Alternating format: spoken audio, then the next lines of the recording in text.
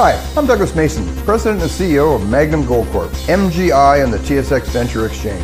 A 2015 drill program on the LH property intersected several high-grade gold intersections, including 11 meters of 20.66 grams per ton gold. Additional drill targets on the LH property have been identified by a 2018 drone airborne magnetic survey to further evaluate a pyrrhotite-enriched gold-bearing system. Please visit our website at magnumgoldcorp.com. Welcome to the Goddard Report. Comments made on the Goddard Report and TalkDigitalNetwork.com are an expression of opinion only. Here is Jim Goddard. My guest is Kris Sims, VC Director of the Canadian Taxpayers Federation. Welcome back to the show, Kris. Thank you so much. Kris, April 1st, April Fool's Day for so many people, but it also is the start of the fiscal year, and what does that mean for the average British Columbian? Unfortunately, the average British Columbian starts paying a lot more for day-to-day life as of April 1st. And it's hitting average working people the hardest, I find, because those are the ones who are usually commuters. They're usually the ones that rely on their cars to get to and from work, to drop the kids off at school, to go get their groceries. You know, apart from those who are very low income and who rely only on, say, a local bus route or local public transit to meet their needs, and apart from the uber wealthy who can live right downtown in Vancouver and walk to their grocery store and walk to their work, most people, especially in Metro Vancouver and Lower Mainland, can't do that. Most people rely on one or two vehicles for their household, both for work, to get around to and from work, and to live their day-to-day lives. And so because they're jacking up the carbon tax this month and the Metro Vancouver TransLink tax, that means that it's going to cost a heck of a lot more now to get around. So, for example, with the carbon tax, it's going up to $40 a ton. Using the federal formula with GST, that translates to a tax hike of 1.5 cents per liter for gasoline. And same thing for the TransLink tax, because they're jacking it up now to 18.5 cents per liter of gas. That's an increase of 1.5 cents. So for each of those new taxes, it's $146 more per year for an average commuter. Now, of course, we have Premier John Horgan in BC saying, oh, well, the average person can afford 1.5 cents more on their gasoline, but he's not taking into account the multiplier effect that, as they like to say at the Trucking Association, if you have it in your house, it came by truck at some point. Yes, exactly. And also, I take exception to that attitude of it's just a penny or it's just a couple of cents. That's the definition of nickel and diming people to death. And frankly, it's easy for a politician who has a gas card that we all pay for and gets carted around the province on our dime to say and to tell BC families that, oh, you can afford that extra cent. Like I said, if you've got, say, a two-person vehicle family in, say, Langley, and you commute, say you've got a Toyota Camry sedan or something like it and a pickup truck, and you fill up once per week. Like I said, that's going to cost you an extra $146. That's real. That's, that's swimming lessons for a lot of families. That's a reasonable big grocery shop for a lot of families. So he shouldn't say things like that because it sounds tone deaf. Further, to your point on trucking, it's absolutely true. If you just, wherever your listener is right now, if he or she looks around themselves, if they're in their car listening, they're at home listening, everything around them, if it's furniture, clothing, food, electronics, has been shipped to them on a truck. And that truck almost always uses diesel. And diesel, of course, gets hit with a carbon tax. So when you increase the carbon tax on things like trucking fuels, you increase the cost of everything. And to give you a really simple example, if you look underneath, say, like a Peterbilt, one of those big rigs, and they've got one of those cylinders, a fuel cylinder, usually under the driver's side door, to fill up just one of them is is about $45 in carbon taxes. Just one. You add that by two, most of them have two, you're clocking in on close to $100 just for the carbon tax alone. And that all gets transferred onto us, the consumer. So yeah, it makes everything more expensive. Well, I know politicians will say the idea of the carbon tax is to get people into transit. Well, for most of BC, transit is not an option if you're outside the big metropolitan centers. The vast majority of people live outside of the SkyTrain line. I wish people and more politicians would really grasp this fact that, that British Columbia does not end in New Westminster. It does not end on the banks of the Fraser River. It goes up, out, and across it. We've got a gigantic province. And even if we wanted to focus on Metro Vancouver, most people who even work downtown, who work in places like Vancouver, North Vancouver, New Westminster, all those lovely places, most folks commute from elsewhere because they can't afford to live in those places.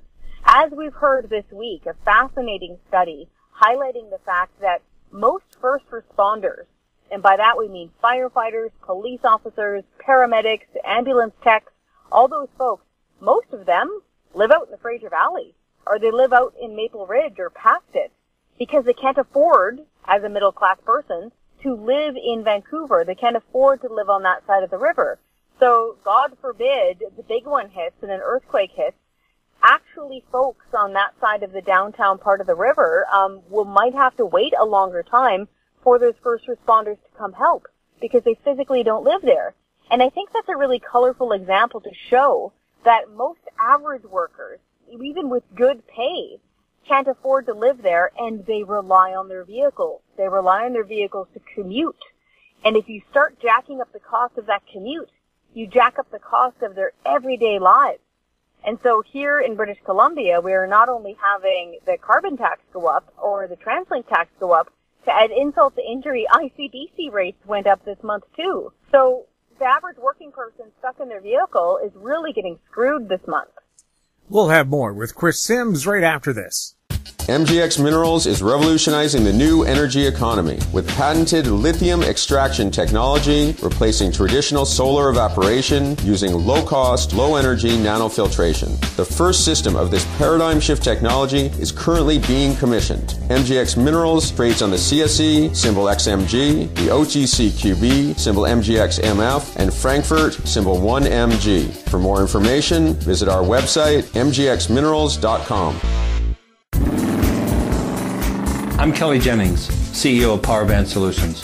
PowerBand is a cloud-based provider of auction, inventory, and finance solutions that make buying, selling, and financing vehicles more efficient. PowerBand Solutions trades on the TSX Venture Exchange symbol PBX and on the OTCQB symbol PWWPF and on Frankfurt symbol 1ZB. For more information, please visit us at powerbandsolutions.com. Welcome back. We're speaking with Kris Sims. Kris, do you fear that British Columbians have become used to being beaten up by high taxes, high prices? For example, $1.60 for a liter of gasoline. Are we just becoming something like a tax slave where you've been beaten down so often that you feel resistance is futile? You might as well take the beating because there's no alternative. I'm sensing that, and it's sad. It's truly saddening because when it comes right down to it, these politicians, they work for us. These MLAs, these premiers, these cabinet ministers, we're the ones that elect them. We're their bosses. We're their constituents, and they should be frankly answering to us. And I'm worried that some folks are giving up the fight. But I'm also worried that while they're giving up that fight, they don't have any more money to spend. Most of the folks that contact us are saying things like they've had to take out a second line of credit, they've maxed out more than 2 or 3 credit cards, which is scary. These are working people. Like, keep in mind, these aren't folks who are constantly running into trouble. These people are working full-time or more, usually 2 full-time people working in the family. And they just can't keep up with the cost of living. And for British Columbia specifically, I hear it's usually used as a salty joke, but I think we start internalizing it too much when folks will say that BC stands for bring cash. because we have a really high cost of living. Housing in some cases, especially in downtown Vancouver, can cost more than Manhattan. We have the highest gasoline prices in all of North America, and we've got the highest auto insurance rates in all of Canada. And I pick on the auto insurance issue because it's a forced one. It's not a commodity, really. We can't shop around for it. It's government-forced monopoly. So it's more of a tax than it is an actual offering of service. And so people do start getting despondent because they're certainly not seeing their own incomes or their own salaries go up by 10 or 15% per year. And so I think that is where some of the despondency comes from. I also think on things like the carbon tax, I think because we were subject to it so early here in BC back in 2008, and because we were fibbed to back in 2008 when the politicians all promised us that it would be revenue neutral, it would stop at $30 a ton, that it would reduce CO2 emissions, it would create green technology that was affordable, and it would create a social license to get things like Alberta oil and gas out to market. None of those things came true. Not one of them. Our CO2 emissions are up. We've got no social license to get that stuff out to market, and it's not created a boon of technology. Oh, and it's $40 a ton. So they broke that big promise. And it's not revenue neutral. I think that's what really leads people to be disheartened and to just accept it. But I really urge them to not accept it. Because if they just roll over and play dead, you watch. Our taxes will go up even more because politicians are usually immune from these sorts of cost increases. Because a lot of their housing is paid for, their vehicles are paid for, their gasoline is paid for. They don't feel it like we do. And so it's important for us to make them feel it. Because they don't know the real price. I mean, I've done the thing where you ask a prime minister what does a liter of milk cost, yeah, or a loaf of bread. They have no idea. Their staff buys their food for them. They're not in touch with what the average Canadian's going through. Should they just be put on a living wage? And I always said too, if minimum wage was so great, how come politicians don't work for that? That's such a good line. You know, we think that they're already paid quite well, even without their expense accounts, and so we're not going to be advocating for MLAs and the Premier to start getting paid more, frankly. But we would like to see some reining in on their expenses and how much stuff that they're getting. And of course, it's, you know, one of the more infamous and famous things, depending on what term you want to use, about Margaret Thatcher, is she always said that a politician, especially a leader, should always know what she said was a quart of milk costs. And, you know, people aren't trying to be cute when they say that. It's exactly what you point out. If you actually know how much the jug of milk costs, for me it's a little over $5, if you know how much one of those big jugs of milk costs, then you start getting a better idea of how normal people live and what they're facing every time they go for their grocery shops, what they're facing every time they're standing at the gas pump, what they're facing when their child asks, can I get a new bike or can I go into camp this summer? Those are real money decisions. And if politicians and leaders were more in tune with those things, then I think that we'd have a better civil service and we'd have a better public discourse. But now, the way that the system is set up, once you get into that bubble, that hyper-urban, long-term serving as an MLA, long-term serving as a politician, you get really disconnected. And it causes major problems like we're seeing now. We'll have more with Kris Sims right after this. Hi, I'm Douglas Mason, President and CEO of Rainy Mountain Royalty Corp., RMO, on the TSX Venture Exchange. Rainy Mountain Royalty Corp. is a Canadian-based mineral exploration project generator. The company currently holds multiple property interests in Ontario with joint venture partners and is seeking further joint venture partners for other drill-ready properties in our portfolio. For more information, please visit our website at rmroyalty.com or call me at 604-922-2030.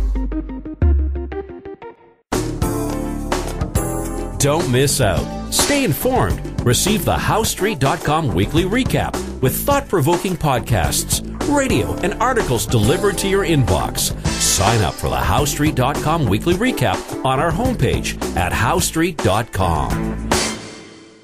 Welcome back. We're speaking with Kris Sims. Kris, I've always wondered what would happen if the politicians said, for once, we're not going to increase taxes, the so-called rate of inflation, which we know is artificially changed, But what if they just said, instead of hiking taxes automatically 2.5% this year, they said, we're just going to hold the line just this 1 year. What difference would that make to the average person and to the country? That's a great question. Number one, it would obviously save people money because they wouldn't be hiking the tax and taking more money out of our bank accounts and out of our wallets. And two, it would do something very important. It would force the government, and by that I mean both the elected officials and the unelected departmental bureaucrats that work around them, usually by a ratio of 15-1, to start living more within their current budgetary means. And by that I mean, instead of constantly just saying you need more money, you need more funding, which is what happens every budget season when we start having consultations, they would then have to take a look line by line at their expenses and to look through the budget and say, hey, we need to do more now with the same amount of money we had before. Or you know what? How about doing less? Government doesn't need to be responsible for and to do everything. And so that would be a good place to start. And then ideally, we would like to see taxes cut. Like we said before this thing even got rolling, we want to see the carbon tax gone. If you got rid of the carbon tax here in BC and the federal excise tax, and then of course along with that the GST, which is the tax on tax, you'd save on average around 25 cents a liter or so. The average person would save around $20 to fill up. I know lots of folks that wouldn't mind an extra $20 to fill up. Well, we just had a report that came out yesterday, a secret report on climate change, which said Canada is warming up twice as fast as anybody else. That's not surprising considering we're the coldest nation. And they said that this rise is inevitable. There's nothing you can do about it, which means the whole idea of this carbon tax is a lie.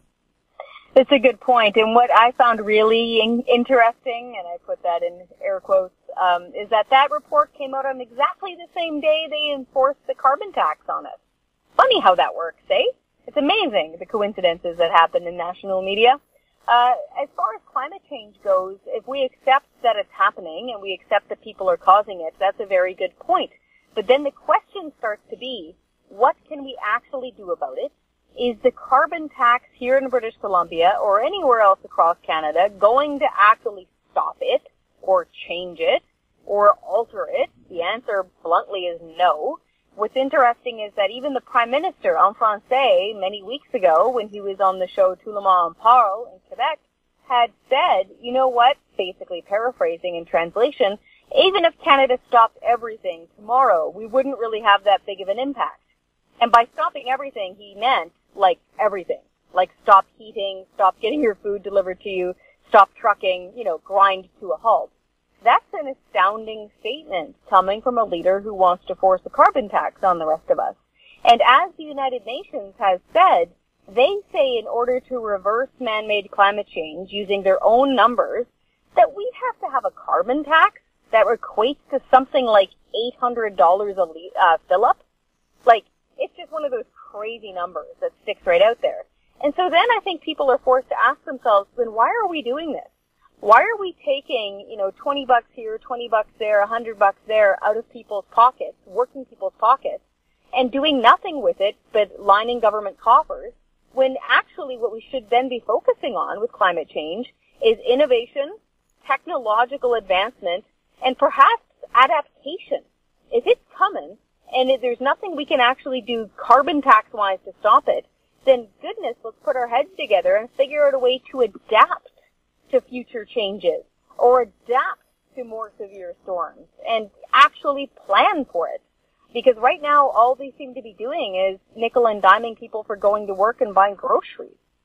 Well, BC doesn't have the Martin Mars, the world's most effective firefighting airplane, because the government refuses to use it, puts out 4 acres of fire at a time. And right now, we've got a little fire near Pemberton that they're using helicopters on, and it's going to smolder on for days. The Mars could put it out in one swoop. They don't use the tools there that are the most efficient way to look after these things. And this is one of those examples, right? Like, just add government. It's one of those head scratchers of why on earth don't you use it then? If it's more efficient and everybody likes it and it's good technology, then use it. But no, they'd rather fiddle around with other ways of doing things. And this is again where we get back to it. Government is best to step out of the way and allow companies, businesses, people, innovators to fix this stuff. governments with bigger governments and growing bureaucracies and bigger tax bases, they don't fix stuff. They can manage stuff, usually badly, but they can coordinate, say, emergency response, things like that. They can help with the roads. They can do all those sorts of big government things. But as far as seriously stopping climate change or altering, drastically altering people's behavior, that is where technology comes in. I've said many times before, back at the turn of the last century, New York City's horse manure problem, which was a severe problem, was not solved by government. Man invented the automobile, and life improved dramatically. Our health improved, our life expectancy improved, our water cleanliness improved. It improved tenfold because of that one invention. And that is where we need to be looking. We need to be looking at the innovators, not to government, not to more taxes, because we're just going to wind up poorer for it. Should the carbon tax then be called the innovation tax to look after this stuff? Because they're telling you a lie that, first of all, it's going to do anything about the environment. I think it just probably polls well with green people. But in real terms for Canadians, if you're going to swap a tax on us, make sure it goes somewhere where it's going to make a difference in our lives, not just going to general revenue, which it does right now. It does go to general revenue right now. And while in theory it sounds nice to take that tax and put 100% of it into some future fuel or current alternate fuel, then you have to start trusting government. Then you need to start trusting the politicians to not change their way and start putting it back into general revenue, which is exactly what happened. In 2008, when the carbon tax was first introduced, it was $10 a ton.